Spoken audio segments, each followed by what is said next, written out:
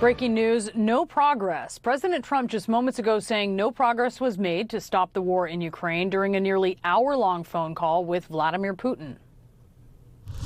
I didn't make any progress with him today at all. Trump not saying much more about the call, but the Kremlin has shared plenty, including that Putin said he won't stop fighting in Ukraine until the, quote, root causes of the conflict are resolved. This despite Trump telling Putin to end the war, quote, as early as possible. Kristen Holmes is out front at the White House. Kristen, what more are you learning about the substance of what they discussed?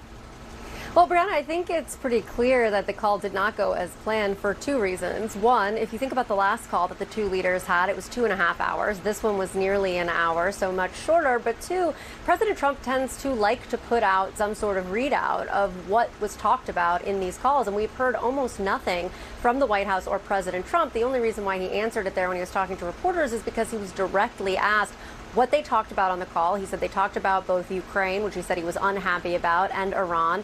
And then he was asked specifically, did you make any progress when it comes to the war in Ukraine? And he said, no, I made no progress at all. And that's about it from the United States side. Now, as you said, we've gotten quite a bit of information from the Kremlin side, in particular, that President Trump asked to end military engagement in Ukraine as soon as possible, and that Putin essentially rebuffed him, saying that he wasn't going to be doing that because that doesn't align with their quote-unquote goals, and then the Kremlin clarifying that their goals meant that Russia was not going to back down. This call comes at an interesting time for a number of reasons. One, we heard President Trump, when he was speaking at NATO about the conflict in Ukraine and about Vladimir Putin, really using the most candid terms that we've heard yet. He said that it was possible that Putin was trying to get more territory beyond just Ukraine. That was the first time that President Trump has admitted that, although others in his administration have.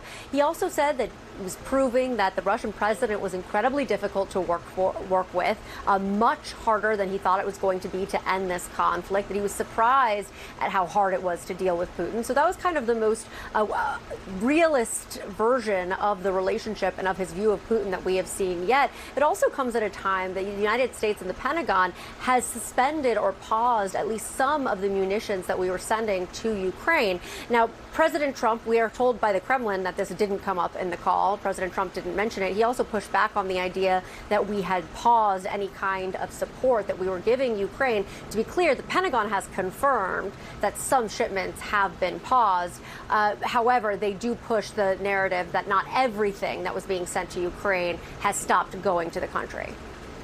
Kristen Holmes, thank you so much for that live for us from the North Lawn.